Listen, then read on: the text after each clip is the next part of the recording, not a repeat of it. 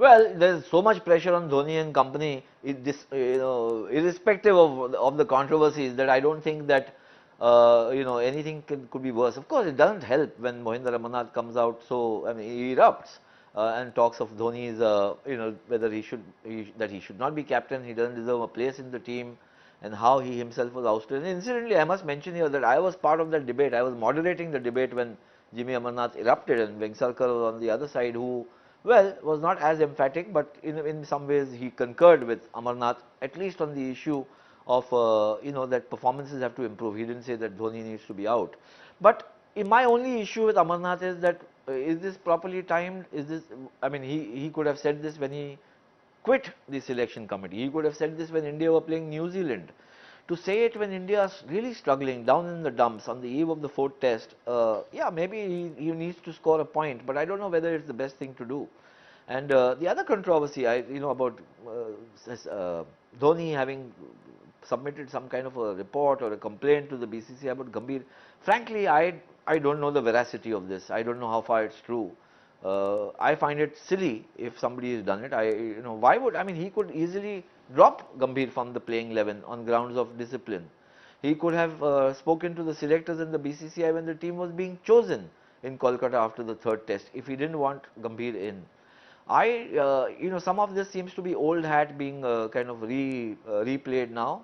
And if he has indeed done it, if he has given some kind of an official complaint, then I think it's extremely silly, because you're going to rely on the same batsman to come and play for you in the fourth test. And this is a very important fourth test. You have to level the series. Well, as I mentioned earlier, I'm not so sure of the veracity of this controversy, whether it's is something that was perhaps discussed in the dressing room amongst team members, generally speaking, whether it's an official complaint, which I find it a little hard to believe, I must say here. Why would somebody who's, so unhappy with a player get him into the team and say these things and then expect the same player to perform well? It seems a little far-fetched to me.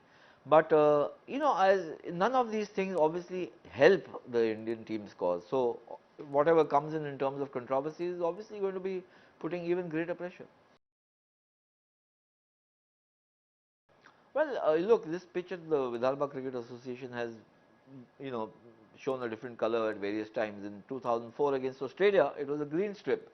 Saurav Ganguly took the next flight back home, didn't captain the match, and Australia won in double quick time. It was a, green top where India really suffered. And again in 2009, it was a fast pitch where Dale Steyn demolished India. India lost there.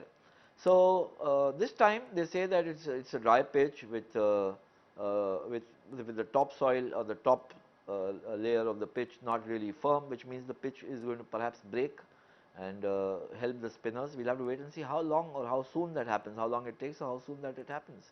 But the combination, if they play Ravindra Jadeja at number 6 instead in Yuvraj's place instead of Ajinkya Rahane, then they would automatically have 3 spinners with him and Ashwin and Oja. Of course, they'll have 2 left-arm spinners. But if they play Rahane, there might be the temptation, depending on how they read the pitch, to include Piyush Chawla as the wrist spinner and add variety to the attack. In which case, only one paceman plays, and that could be a worry, because you've got Ishant Sharma, who was unimpressive at Kolkata, and you've got a youngster in Awana who is untried. We'll have to wait and see how he plays.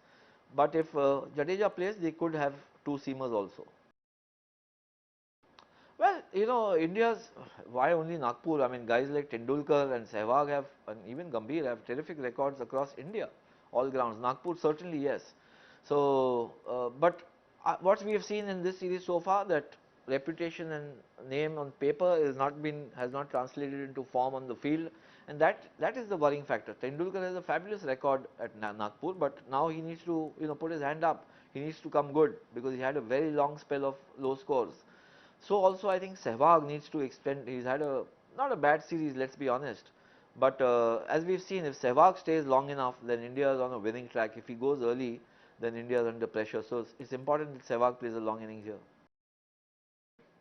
That's what I mentioned earlier. If Jadeja is chosen instead of Rahane at the number 6 spot, then you can't play 4 spinners.